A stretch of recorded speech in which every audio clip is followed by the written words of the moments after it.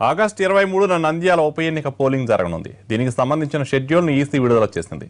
August 28న Nandyal ఉప ఎన్నిక ఫలితాన్ని ప్రకటించనుంది. ఈ నెల 29న నోటిఫికేషన్ విడుదల కానుంది. ఆగస్టు 5 నామినేషన్లు వేయడానికి చివరి తేదీ.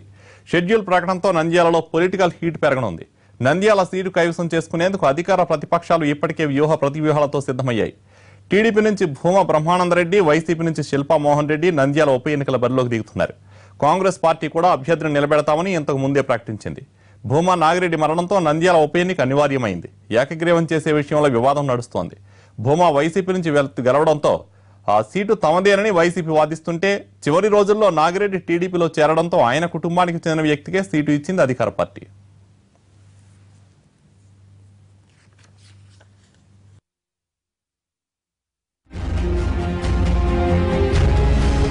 నంద్యాల ఉప ఎన్నిక అధికార ప్రతిపక్ష మధ్య టగ్ ఆఫ్ వార్గా మారింది. నంద్యాలలో గెలుపుని ఇరు పక్షాలు ప్రతిష్టాత్మకంగా తీసుకున్నాయి. నంద్యాలలో గెలిచి వచ్చే ఎన్నికల్లో పవర్ తమదే అన్న సందేశాన్ని టీడీపీకి ఇవ్వాలని వైసీపీ పట్టుదలతో ఉంది. అధికారంలో ఉండి ఈ స్థానాన్ని కోల్పోతే ఘోర అవమానమని టీడీపీ భావిస్తోంది. మరోవైపు శిల్పా, భూమా కుటుంబాల మధ్య విభేదాలు నంద్యాలలో రాజకీయ వేడిని పెంచాయి. భూమా అఖిలప్రియకు మంత్రి పదవి ఇవ్వడంతో అలిగి పార్టీని వీడిన శిల్పా మోహన్ రెడ్డి నంద్యాలలో తన బలం ఏంటో చూపించాలని ఊబిల్లుతున్నారు. అఖిలప్రియ వర్గం నుంచి ఓటమి ఎదురైతే రాజకీయాల నుంచి తప్పుకుంటారని కూడా శిల్పా మోహన్ రెడ్డి సవాల్ విసిరారు. ఉప ఎన్నిక కోసం నెల రోజులుగా రెండు పార్టీలు ముమ్మరంగా ప్రచారం చేస్తున్నాయి. మంత్రులు, ఎమ్మెల్యేలు, స్థానిక నేతలంతా నంద్యాల చుట్టూ తిరుగుతున్నారు. పార్టీ అధినేత చంద్రబాబు, లోకేష్ తరచూ కర్నూలు వెళ్తూ పార్టీ శ్రేణులను ఎన్నికకు సమాయత్తం చేస్తున్నారు. అటు జగన్ పార్టీ నేతలు కూడా నంద్యాలపై ఫోకస్ పెంచారు. ఎన్నికల నగారా మోగడంతో ఇప్పటి వరకు ఉన్న పొలిటికల్ హీట్ రెట్టింపయ్యే సూచనలు కనిపిస్తున్నాయి. నంద్యాల పీఠం ఎవరిదో మరో నెల రోజుల్లో తేలనుంది.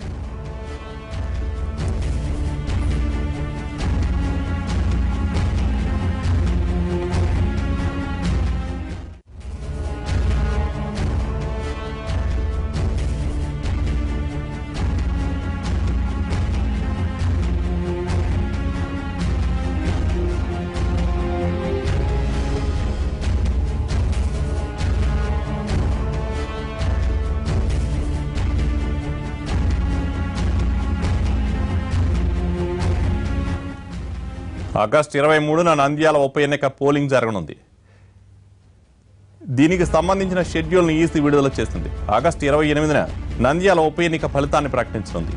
ఈ నెల 29న నోటిఫికేషన్ విడుదల కానుంది. ఆగస్టు 5 నామినేషన్లు వేయడానికి చివరి తేదీ. షెడ్యూల్ ప్రకటనతో నంద్యాలలో పొలిటికల్ హీట్ పెరగనుంది. నంద్యాల సీట్ను కైవసం చేసుకునేందుకు అధికార ప్రతిపక్షాలు ఇప్పటికే ప్రతివ్యూహాలతో సిద్ధమయ్యాయి. టీడీపీ నుంచి భూమా బ్రహ్మానందరెడ్డి, వైసీపీ నుంచి శిల్పా మోహన్ రెడ్డి నంద్యాల ఉప ఎన్నికల బరిలోకి దిగుతున్నారు. కాంగ్రెస్ పార్టీ కూడా అభ్యర్థిని నిలబెడతామని ఇంతకు ముందే ప్రకటించింది. భూమా నాగిరెడ్డి మరణంతో నంద్యాల ఉప ఎన్నిక అనివార్యమైంది.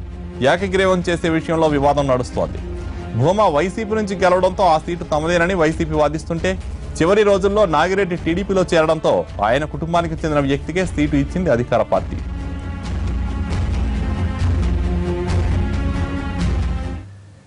నంద్యాల బైపోల్కు సంబంధించి మరింత సమాచారం మా ప్రతినిధి పిఎంఆర్ చంద్రశేఖర్ అందిస్తారు. పిఎంఆర్,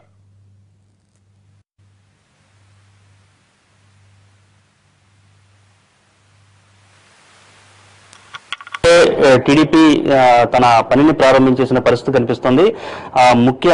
ముఖ్యమంత్రి స్వయంగా ఇప్పటికే 2 సార్లు పర్యటించారు. ఆ తర్వాత లోకేష్ కూడా నంద్యాల పట్టణంలో, నంద్యాల నియోజకవర్గంలో పర్యటించి కొంత జోష్ని తీసుకొచ్చే ప్రయత్నాలు చేశారు. అంతకు ముందు గతంతో పోల్చుకుంటే భూమా నాగిరెడ్డి చనిపోయిన తర్వాత, అలాగే ఉప ఎన్నికలకు సంబంధించిన వేడి పెరిగిన నేపథ్యంలో ప్రధానంగా శిల్పా మోహన్ రెడ్డి తెలుగుదేశం పార్టీ నుంచి వైసీపీకి వెళ్లిన క్రమంలో అయితే ఒకంత వైసీపీకి సంబంధించిన పార్టీకి సంబంధించిన అప్పర్ హ్యాండ్ ఉన్నట్టుగా కనిపించింది. కానీ ఆ తర్వాత చంద్రబాబు నాయుడు పర్యటించడం, 2 సార్లు పర్యటించడం, ఆ తర్వాత లోకేష్ కూడా పర్యటించిన తర్వాత, అలాగే అభివృద్ధి కార్యక్రమాలు పెద్ద ఎత్తున అక్కడ ఇనిషియేట్ చేసిన పరిస్థితి నేపథ్యంలో దాదాపు 1300 కోట్ల రూపాయలకు సంబంధించిన అభివృద్ధి పనులు ఒక నంద్యాల నియోజకవర్గంలోనే చేపట్టిన క్రమంలో కొంత పాజిటివ్ మూమెంట్ అనేది తెలుగుదేశం పార్టీకి అనుకూలంగా ఉందనేది టీడీపీ వర్గాల నుంచి వస్తున్న సమాచారం మేరకు తెలుస్తుంది. సో ఓవరాల్ గా చూసుకుంటా ఉంటే ఎట్టి పరిస్థితుల్లోనంటే 2019 జనరల్ ఎలక్షన్స్ ఫైనల్ అయితే నంద్యాల ఉప ఎన్నిక సెమీఫైనల్ గా రాజకీయ వర్గాలు భావిస్తున్న ఈ క్రమంలో దీన్ని అత్యంత ప్రతిష్టాత్మకంగా తెలుగుదేశం పార్టీ తీసుకున్న పరిస్థితి కనిపిస్తుంది. మరొక వైపు విభజన తరువాత అలాగే అంటే రాష్ట్ర ప్రభుత్వం ఏపీలో తెలుగుదేశం పార్టీ అధికారం చేపట్టాక 2014లో చేపట్టాక తొలిసారిగా సీరియస్ ఎన్నిక క్షేత్రస్థాయిలో జరుగుతుందని చెప్పి మనం భావించవచ్చు. సో ఈ నేపథ్యంలో నంద్యాల ఉప ఎన్నికకు సంబంధించి అటు వైసీపీ కూడా పెద్ద ఎత్తున తన బలగాలను మోహరిస్తున్న క్రమంలో తెలుగుదేశం పార్టీ కూడా పూర్తి స్థాయిలో అన్ని ఎఫర్ట్స్ పెడుతున్న పరిస్థితి కనిపిస్తుంది. ఇప్పటికే మంత్రులు కాలువ శ్రీనివాసులు అలాగే సోమిరెడ్డి చంద్రమోహన్ రెడ్డి అక్కడే మకాం వేసి నంద్యాల ఉప ఎన్నికకు సంబంధించిన పోల్ మేనేజ్మెంట్ చేస్తున్న పరిస్థితి కనిపిస్తుంది. క్షేత్రస్థాయిలో ప్రతి డివిజన్కు అలాగే ప్రతి గ్రామానికి ప్రతి వార్డుకి కూడా ఇన్ఛార్జీలు నియమించుకోవడం, అక్కడ క్షేత్రస్థాయిలో జరుగుతున్న మినిట్ టు మినిట్ అప్డేట్స్ని ఎప్పటికప్పుడు పార్టీ అధిష్టానానికి అందించడంతో పాటుగా ఎప్పటికప్పుడు రోజువారీ వ్యూహాలను మార్చుకోవడంతో పాటుగా క్షేత్రస్థాయిలో ఉన్న విభేదాలు అలాగే నేతల మధ్య ఉన్న విభేదాలను కూడా ఎప్పటికప్పుడు సరిదిద్దే ఒక ప్రక్రియను ఇప్పటికే ప్రారంభించిన పరిస్థితి కనిపిస్తుంది. దీంతోపాటు నంద్యాల నియోజకవర్గంలో నేతల మధ్య ఏదైనా కొద్దిపాటి లోపాలున్నా సమన్వయ లోపాలున్నా వాటన్నిటిని కూడా సరిదిద్దే బాధ్యతను పార్టీకి సంబంధించిన సీనియర్ నేతలు అలాగే మంత్రి అలాగే ఏపీ టీడీపీ అధ్యక్షుడు కళా వెంకట్రావు భుజాన్ని వేసుకున్నారు. దాంతోపాటు యనమల రామకృష్ణన్ కానీ పార్టీకి సంబంధించిన ఇతర సీనియర్ నేతలు అలాగే సోమిరెడ్డి చంద్రమోహన్ రెడ్డి కాలువ శ్రీనివాసులు నారాయణ వీళ్ళందరికీ బాధ్యతలు అప్పగించిన